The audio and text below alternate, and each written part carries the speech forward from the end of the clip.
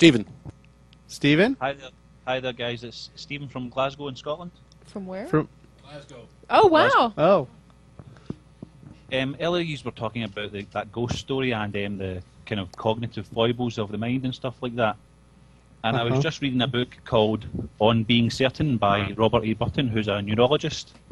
And in it he talks about the Challenger study. Do you guys remember when the Challenger exploded? Yes. Yeah. Well, he basically did a study one day after the event.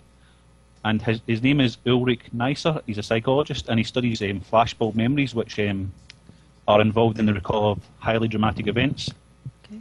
And he basically asked his class of 106 students to write down exactly how they'd heard of the explosion and where they were, and what they were doing and how they felt at the time. Wow. And two and a half years later, they were again interviewed, and 25% of the students' subsequent accounts were totally different from their original journal entries. Wow. More than half of the people had lesser degrees of error, and less than 10% had all the details correct. Prior to seeing the original journals, most students presumed that their memories were correct. And even some of the students, when they were looking at their original journals, were like, that's my handwriting, but that's not what happened. That's interesting. Just total cognitive dissonance. They just couldn't believe it.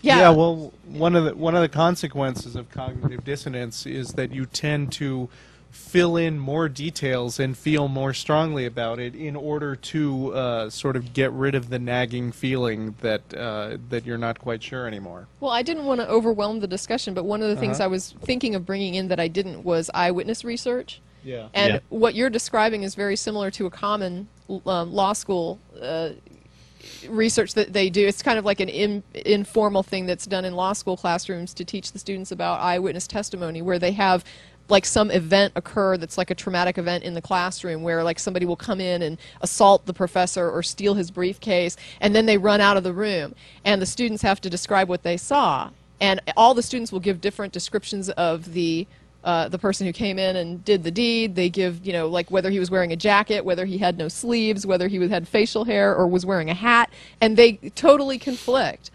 And it's interesting. Memories are just not reliable. Correct. It's people just aren't equipped to. We're not video recorders.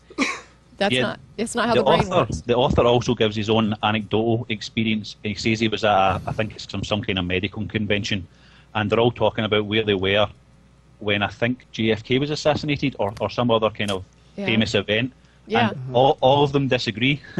But they all know how the brain works, but they all still disagree with each other, and they just don't accept that they can be wrong. Right. That's the weird thing, is the insistence on how certain they feel about it, even though they're wrong.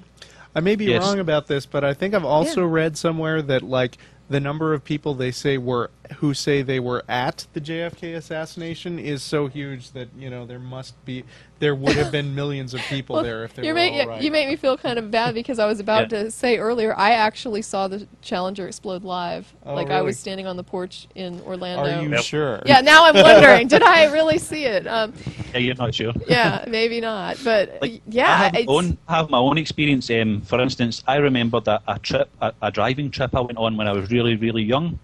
And when I was telling it to my parents, they said to me, actually, no, you didn't go on that trip.